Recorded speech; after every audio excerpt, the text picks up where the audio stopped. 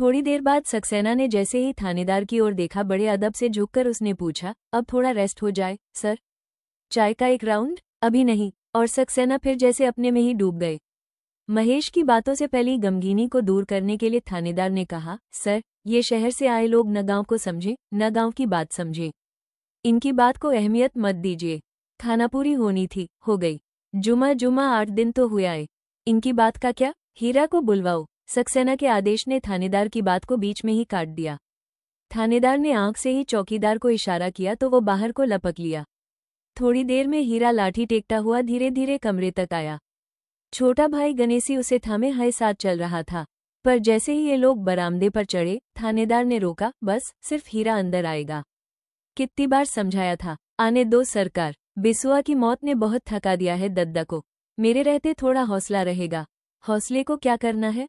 यहाँ कोई, आने दो उसे भी। सक्सेना ने थानेदार की कड़क आवाज को वहीं रोक दिया। सिटपिटाकर चुप तो हो गया थानेदार, पर भीतर ही भीतर एक वजनी गाली भी उभरी सक्सेना के लिए। ससला, गांव में ही बेइज्जती कर रहा है मेरी जब से। ये तो 2 दिन में चलता बनेगा। थानेदारी तो मुझे ही करनी है इनके सर पर। लेकिन जहर का ये घूंट भीतर ही ठेलकर आवाज में शहद घोला और बहुत नरमी से बोला, आओ आओ तुम भी आओ। देखा सर कितना ख्याल रखते हैं सब लोगों का। दोनों भीतर आकर हाथ जोड़कर खड़े हो गए।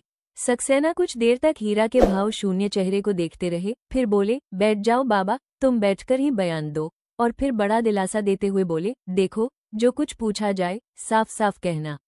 डरने की कोई बात नहीं है, सब बात सच सच कहो। हम झूठ काहे बोली सरकार, जो कहब सच ही कहब। हाँ, सच कहने से ही तो सारी बात का पता लगेगा ना। अब पता लगाकर भी का हुई सरकार, हमार बेसुआ तो चला गवा। और हीरा ने अपनी पनीली आंखें जमीन में गाड़ दी। सक्सेना 2 मिनट खामोश रहे, थोड़ा सहज हो ले हीरा। फिर उन्होंने बयान लेना शुरू किया। आरंभिक खाना पूरी करने के बाद पूछा, बिसेसर तुम्हारा बेटा था? जी सरकार, सबसे बड़ा बेटा। उसकी उम्र 1 बीसी और 8 बरस। भादों का ही तो जन्म रहा सरकार। कुछ पढ़ा हुआ था? कुछ, अरे बहुत पढ़े रहा सरकार। 14 क्लास पास। शहर भेजे के पढ़ावा रहा, मेहनत मजूरी कीन, रूखी सूखी खाई पर अपने बेसू को बहुत पढ़ावा रहा साहिब। एक क्षण रुककर वो फिर बोला, बेसू का बारे में बहुत सोच रहा सरकार, न जाने कौन कौन सपना देखा रहा। बड़ा आदमी बन है, कुर्सी पर बैठ के काम करे है पर। आवाज भरी गई हीरा की। गर्दन झटककर बड़े हताश भाव से बोला, सब धरा रहेगा। क्या काम करता था? कुछ और नहीं, कुछ नहीं। 28 साल का जवान आदमी और कामधाम कुछ नहीं करता था?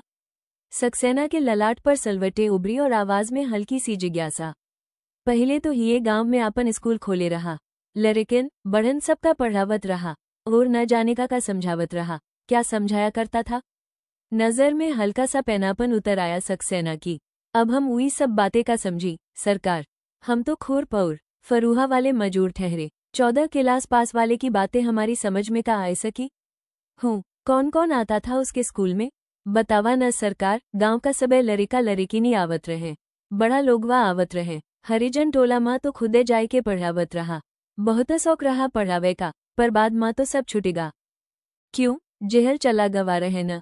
4 साल माँ सब मटियामेट होएगा। लौटे के बाद फिर पहले जस स्कूल जमवे नहीं भा, जेल क्यों गया था? का जानी सरकार, बस एक दिन ऐसे ही पकड़ी ले गए। अरे कुछ तो किया होगा, लड़ाई झगड़ा, दंगा, मारपीट। प्रश्नवाचक चिन्ह उद्धरण। नहीं नहीं, एकदम उछलकर हीरा बीच में ही बोला, ऊ सब कुछ नहीं। हमार बेसू कोनो दिन काहू से मारपीट नहीं किहिस।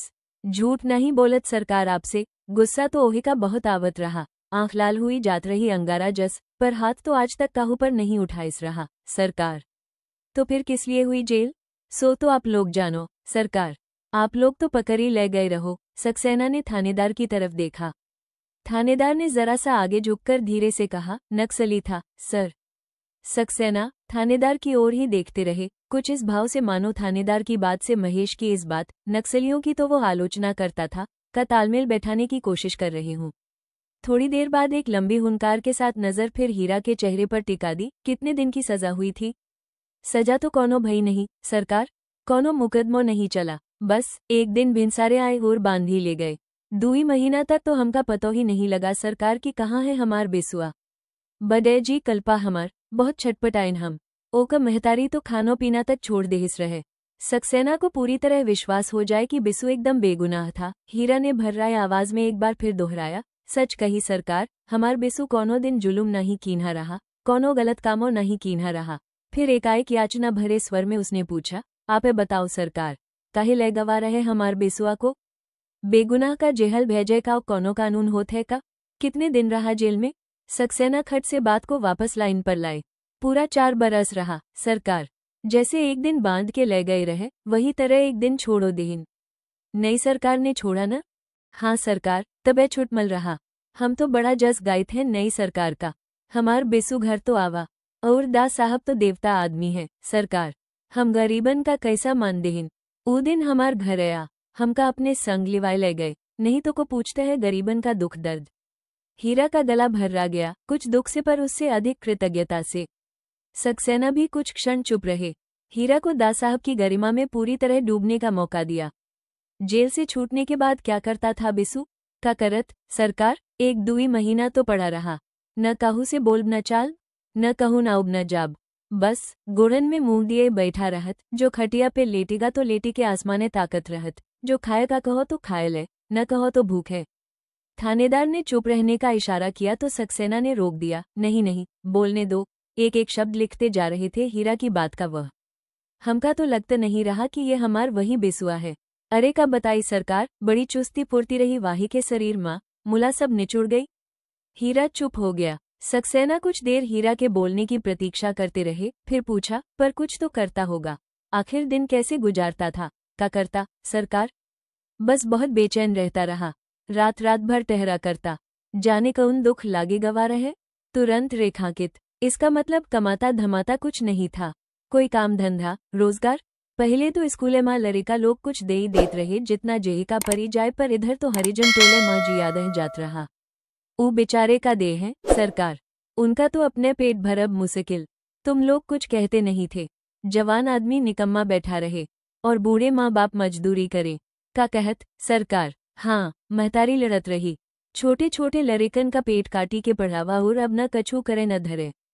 तब हिम्मत रही साहब, अब हाथ पांव नहीं चलत, यही से महतारी बकत रही, कोस्त रही। फिर भर्राए गले और संधी हुई आवाज में कहा, पर जब से गवाह है आंखिन से आंसू नहीं टूटता, रोए रोए के आधी होई गई है। सब दिन अपने को कोस्त है दिया रे, हमहीन लड़ी लड़ी के अपने बेसू को मार डाला। दुई दुई रोटीन का तरसाए दीन, बहुत कल्पती है सरकार, वाही के दुख नहीं देखा जात। गला भिंच गया हीरा का और आंखों की कोरों से 2 बूंदें ढुलकर झुर्रियों में ही बिला गई। सक्सेना ने बड़ी मुस्तैदी से एक एक शब्द लिखा और फिर सबको रेखांकित किया। 2 क्षण रुककर अगला प्रश्न पूछा, माँ जब लड़ती थी तो बेसू क्या कहता था? कभी घर छोड़ने की बात, भाग जाने की बात, या कोई ऐसी? नहीं सरकार, भागत का है। ई गांव तो बहुत प्यारा रहा होगा, ऊ तो हमस कहत रहा, थोड़े दिनों और रुकी जाव अम्मा, फिर तुमको कोनो बात की शिकायत न हुई। का जानी सरकार, वाही के मन में का रहे, मन की मने माँ लेके चला गवा। हीरा का गला फिर भर्रा आया। सक्सेना साहब कुछ देर तक चबती सी निगाहों से हीरा को देखते रहे, फिर अगला प्रश्न फेंका, तुम कहते हो बेसू ने कभी किसी से मारपीट नहीं की कहीं बाहर? उसकी बेकारी को लेकर क्या कभी घर में कोई ऐसा झगड़ा हुआ जिसमें मारपीट हुई हो? पूछने के साथ ही सक्सेना ने अपनी नज़र में और अधिक पैनापन घोल लिया, पर इस नज़र से एकदम बेखबर हीरा बीच में ही बोल पड़ा, अरे नहीं नहीं साहिब, कब्बो नहीं, एको बार नहीं। आज तलक घर माँ कब्बो मारपीट नहीं भई, घर माँ तो को छुईसी तक नहीं हुए का। दुईन और छोटे भाई बहुत प्यार करत रहे, बहुत मानत रहे बेसू दादा का। हूँ, जैसे कुछ विचार में पड़ गए सक्सेना साहब। फिर हीरा के चेहरे पर उसी तरह आंखें गड़ाकर पूछा, जानते हो जब उसकी डॉक्टरी जांच हुई तो उसके शरीर पर कई जगह मारपीट के निशान थे, कलाइयों और टखनों में तो ऐसे निशान कि जैसे कभी गहरे घाव लगे हों। और तुम कहते हो कि उसकी कभी किसी से मारपीट ही नहीं हुई, तब शरीर के वे निशान? कुछ इस भाव से पूछा सक्सेना ने, मानो बहुत मासूमियत में लपेटकर कही गई हीरा की बातों से धोखा नहीं खाएंगे वह। पर हीरा का ध्यान न सक्सेना की नजरों के पैनेपन पर था, न बात की तह तक पहुंचने वाले लहजे में। वो तो जैसे अपनी ही रौ में बोले चला जा रहा था, ऊ निशान तो सरकार जेहल से छूटी के जब आबा तबे के हैं। जब आवा रहे न साहब, तब कलाई और टखनन पर घाव रहे, उनसे खून और मवादी आवत रहा। घी और हल्दी के फाहे रखी रखी के बड़ी मुश्किल से घाव ठीक के हिस वही की महतारी। 4 साल तक जेहल माँ हथकड़ी बेड़ी नहीं खोली गई रहे हमरे बेसू के हाथ न पावन से। शरीर पर बहुत मार लगाई रही शायद, सारे शरीर पर जख्म रहे, बाहर भीतर सब जगह। एक क्षण रुककर फिर उसी तरह कांपते हुए स्वर में बोला, बहुत मुलायम रही खाल हमरे बेसु की साहब, बहुत मुलायम। और घुटनों में सिर देकर हीरा फूट फूट कर रोने लगा। गणेशी ने भाई को दिलासा देने के लिए पीठ पर हाथ रखा और सक्सेना साहब ने पास खड़े कांस्टेबल को इशारा किया कि पानी पिलाए। बिजली की फुर्ती से कांस्टेबल पानी का गिलास लाया और बड़े अदब के साथ उसने सक्सेना के सामने पेश किया। मुझे नहीं, हीरा को पिलाओ। गिलास गणेशी ने लिया और इंतजार करने लगा कि दद्दा थमे तो पानी दे। इसी बीच थानेदार ने झुककर झिझकते हुए पूछा, अब थोड़ा रेस्ट हो जाए सर, एक चाय। ये भी इस बीच चाय पानी कर लेगा। थानेदार को यही लग रहा था कि कितनी भाग दौड़ करके तो उसने गर्मागर्म इमरतियों का इंतजाम किया था, और यह एसपी साला ऐसा काम का सगा बना हुआ है, मानो इसने काम रोका तो दुनिया रुक जाएगी। सब ठंडी हो गई होंगी। एक गाली उभरी उसके मन में। ठीक है, ले आओ। फिर हीरा को संबोधित करके, तुम्हारे पास भी कुछ खाने पीने को है या नहीं? जवाब दिया गणेशी ने, है सरकार, बांध के लाए रहे। नहीं है तो एक दुकान है वहां बाहर चाय की, ले लेना वहां से कुछ। जाओ, बाहर जाओ, कुछ चा वा पी लो, मन थोड़ा थिर हो जाएगा। बात खत्म करते ही सक्सेना की घूरती हुई नजर से थानेदार की नजर मिली तो अपनी आवाज की सख्ती से खुद ही थोड़ा सकपका गया। तुरंत चेहरे पर मुलायमियत घोलकर कहा, देहात के लोग थाना कचहरी आते हैं सर, तो खाना तो बांध कर लाते ही हैं। देर अवेर तो हो ही जाती है इन कामों में। थानेदार को ये डर लग रहा था कि कहीं हीरा और गणेशी को भी यहीं चाय पीने के लिए न कह दे। इन गांव वालों के लिए मन में बड़ा प्रेम फूट रहा है न एसपी साहब के। जरूर यह भी कोई चक्कर होगा ससुरा, वरना पुलिस वाला आदमी इतना लिजलिजा नहीं होता। गांव का हो चाहे शहर का, आया है तब से लगा रखी है, इन्हें रोको मत, इन्हें घुड़को मत, सख्ती से पेश मत आओ, जितनी बकवास करे करने दो। जरा सा बोलते ही कैसा नजरों से दाग देता है कि जीभ तालू से ही चिपक कर रह जाती है। लगता है जैसे यहाँ बयान लेने नहीं, आरती उतारने बुलाया है सबको। ये तो अपने चल देंगे, गांव में कैसी कैसी गालियां उछलेगी उसके नाम, वही जानता है। आगे तो उसे ही संभालना है। सवेरे बिंदा के न आने से जो एक घबराहट हो रही थी, वो अब खशी में बदलने लगी। ठीक कर देगा बिंदा, दो चार गाली बक देगा तो धरी रह जाएगी यह नरमी और यह शहरातीपन। तब देगा, कैसे नहीं करते हैं सख्ती। देखो, मैं चीनी नहीं लेता। किनारे की मेज पर चाय ढालते हुए कांस्टेबल को आदेश दिया सक्सेना ने। प्लेट में इमरतियां जमाते थानेदार के हाथ वहीं रुक गए। अरे सर, यह क्या? मैंने तो आपके लिए स्पेशल मिठाई का इंतजाम किया था। इधर गांव में कहाँ मिलती है मिठाई? वो तो सरपंच साहब ने आपक डायबिटीज का मरीज हूं न, मना है चीनी। सक्सेना ने कोई खास तवज्जो नहीं दी, न स्पेशल इंतजाम को न सरपंच को। जेब से स्वीटेक्स की छोटी सी डिबिया निकाल ली, साथ ही एक सिगरेट सुलगाने के बाद सिगरेट केस थानेदार की ओर बढ़ाया। बढ़िया ब्रांड की सिगरेट देखकर मन लपलपाया तो बहुत, पर अदब ने हाथ नहीं बढ़ाने दिया। नहीं सर, बस आप ही पीजिए, कृतज्ञता में आकंठ डूबकर कहा थानेदार ने। क्या बात है, सिगरेट नहीं पीते? अच्छा चाय तो लो अपनी। और खट से सिगरेट केस बंद करके सक्सेना ने वापस रख लिया। एक बार और तो कहता, एकदम समेट ही लिया मन में उभरा, पर जी सर कहकर अदब से चाय का प्याला उठा लिया और बड़े संकोच से चूट भरने लगा। चाय की चुस्कियां और सिगरेट के कश खींचते हुए सक्सेना कुछ सोचने लगे। सिगरेट से निकले हुए धुएं के गोरख धंधे में उनका मन ऐसा उलझ गया कि मानो वे कमरे से ऊपर उठ गए हों। थानेदार की इच्छा हो रही है कि एसपी साहब उससे कुछ बातें करें, गांव वालों के बारे में ही कुछ पूछे, इस केस के बारे में ही उसकी राय जाने। आखिर पहली बार तो उसने ही लिए हैं सारे बयान। गरम कुछ ज्यादा ही है ये जगह। लो, ये तो मौसम पर चालू हो गए। खैर किसी पर बात करें, उसे तो जवाब देना ही है। जी, वो बात यह है सर कि चारों तरफ खुले मैदान ही मैदान है। पेड़ वेड़ तो है नहीं ज्यादा, सो बस लू के सपाटे चलते रहते हैं। सक्सेना फिर चुप। आखिर थानेदार ने ही हिम्मत करके अपनी ओर से बात चलाई। सर, हीरा के बाद जिसका बयान होना है न बिंदा, वो तो आया नहीं, आएगा भी नहीं। मैंने आपसे अर्ज किया न, एक ही सिरफिरा आदमी है वह। बहुत ही खतरनाक। खतरनाक? बहुत ही पैनी नजरों से देखा सक्सेना ने, मानो इस शब्द का अर्थ जानना चाहता हो।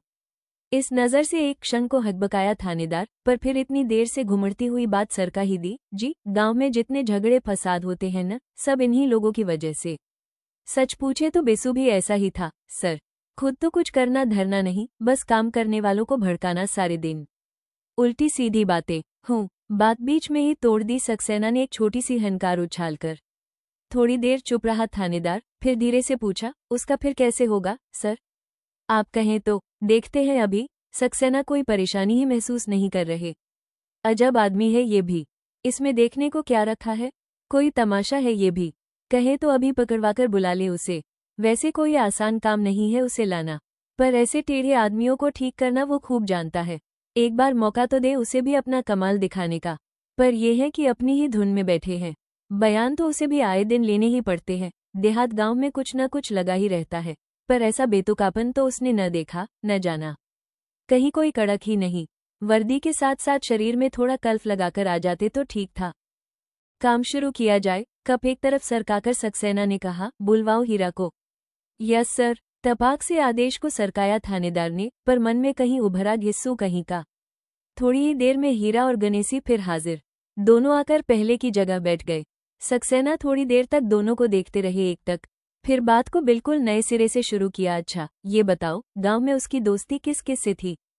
किन लोगों के बीच उठता बैठता था बिसु?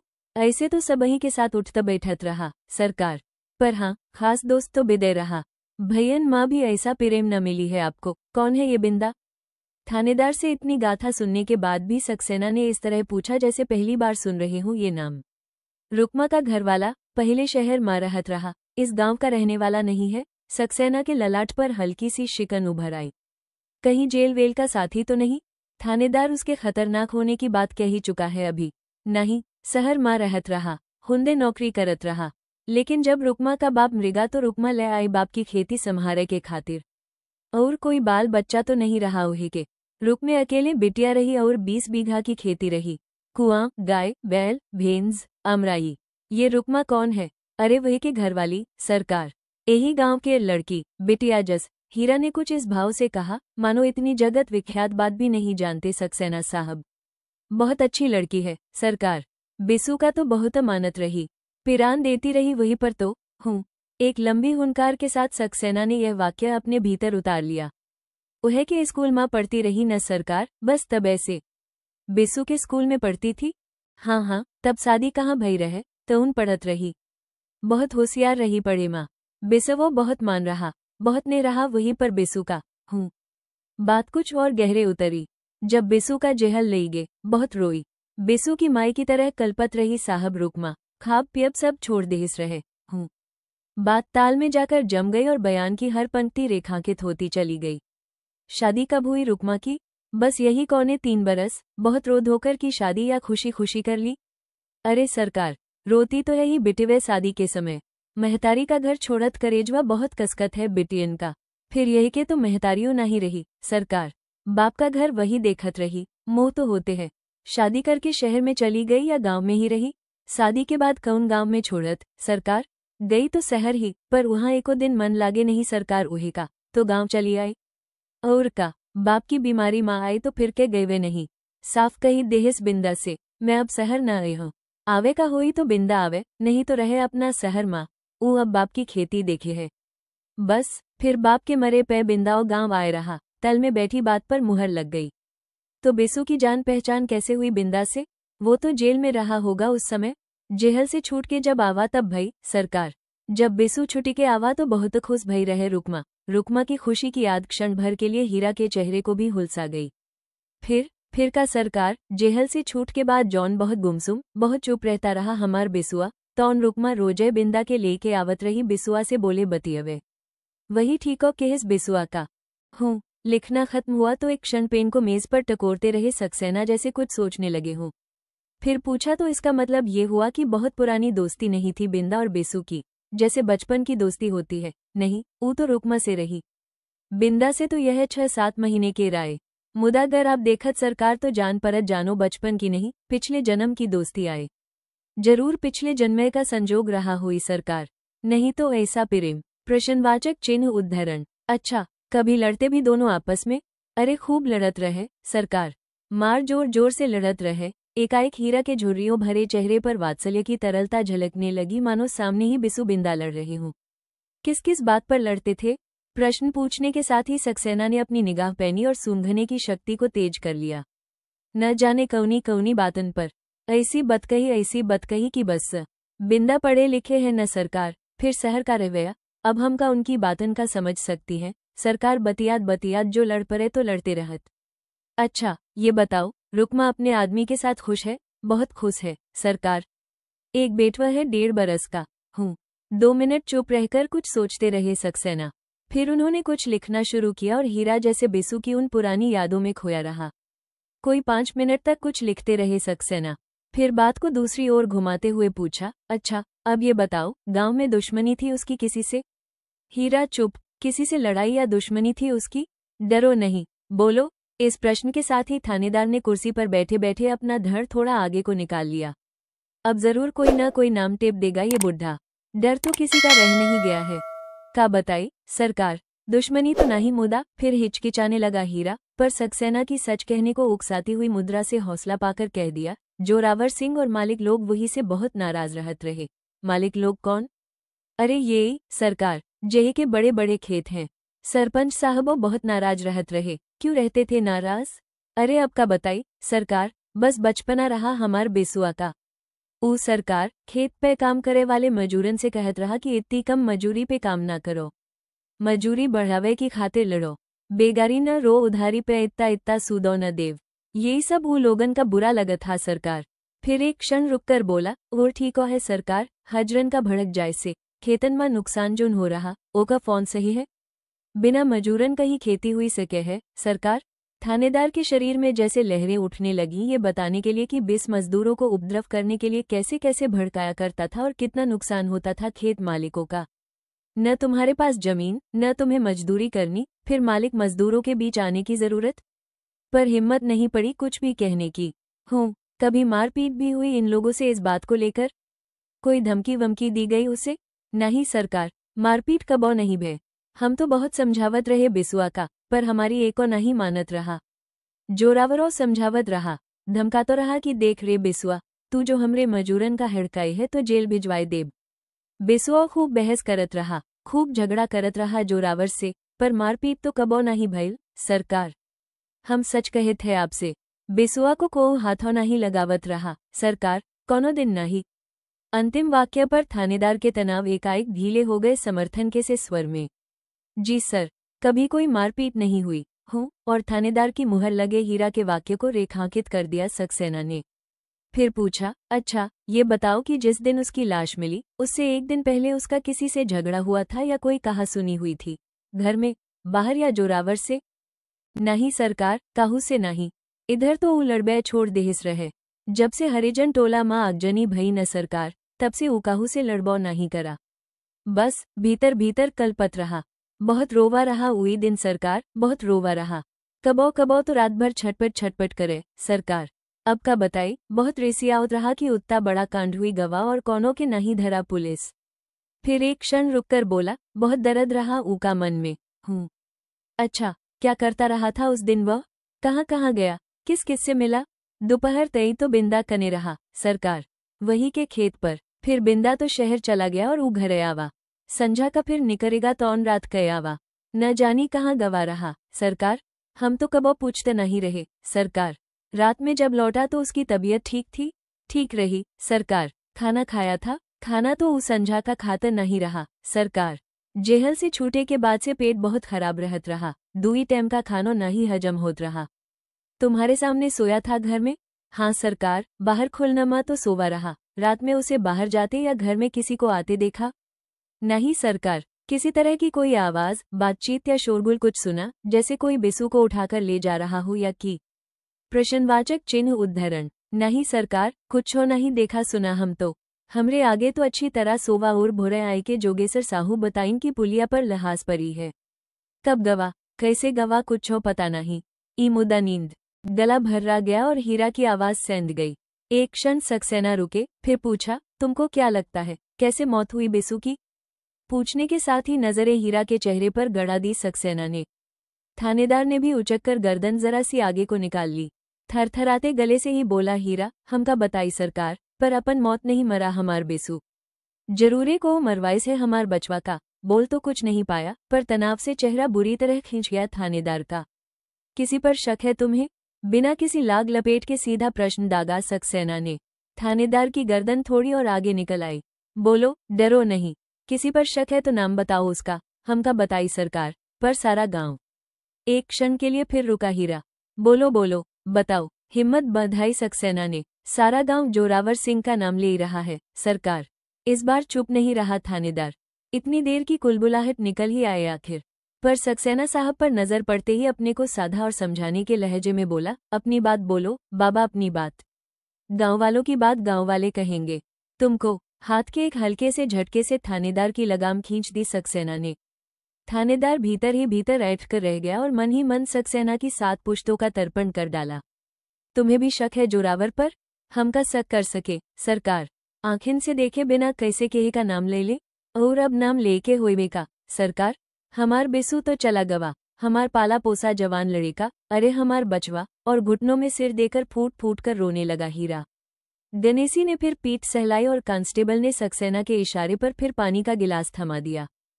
सक्सेना कुछ लिखने लगा और थानेदार मन ही मन भुनभुनाने लगा, बयान के नाम पर बुढ़े से पुराण बचवा रहा है पिछले 4 घंटे से, और उसने एक वाक्य बोल दिया तो इशारे से ऐसी लंगी लगाई कि आधी बात मुंह में ही घुट कर रह गई। अपने ही हल्के में गीदड़ बनाकर रख दिया इस ससुरे एसपी ने। ऐसे पुचकार पुचकार कर बयान लोगे तो कहीं अनकहीं सब कहेंगे ही ये लोग। गांव वालों से पाला नहीं पड़ा लगता है इनका कभी। जानते नहीं कि जरा सी शह मिलते ही सीधे खोपड़ी पर सवार होते हैं ये लोग। जूते की नोक पर ही ठीक रहते हैं। अभी तो बिंदा जाने और क्या गुल खिलाएगा। फाइल से सिर उठाकर सक्सेना ने कहा, अच्छा बाबा अब तुम जाओ। फिर जैसे उसे सांत्वना देते हुए बोले, देखो हम अपनी तरफ से पूरी कोशिश करेंगे, खूब अच्छी तरह छानबीन करेंगे, बस थोड़ा धीरज रखो। जरूर पता लगाएंगे कि आखिर मौत कैसे हुई बिसु की। सक्सेना के इस आश्वासन से ही थानेदार के गले में जैसे कुछ फंसने लगा। उठते हुए हीरा उखड़े उखड़े स्वर में बोला, बड़ी मेहरबानी सरकार आपकी। फिर एक गहरा निश्वास छोड़कर बोला, मुदा अब पता लगा इनके का हुई। हमार बेसू तो लौट के आवे से रहा, अब न आवे का बिस, अब तो बस चले गवा। और करते की बाह से आंखें पोंछता गणेशी के हाथों में थमा धीरे धीरे हीरा बाहर हो गया।